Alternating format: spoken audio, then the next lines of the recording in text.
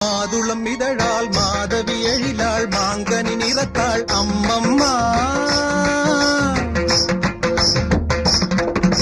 மாதுளம் இதழாள் மாதவி எழிலாள் மாங்கனி நிறத்தாள் அம்மம்மா அம்மம்மா. சுருள் வாழையின் மென்மையை மேனியில் கொண்டவளே, இருள் காடெனும் கூந்தலை இடைவரை கண்டவளே. சுருள் வாழையின் மென்மையை மேனியில் கொண்டவளே, இருள் காடெனும் கூந்தலை இடைவரை கண்டவளே.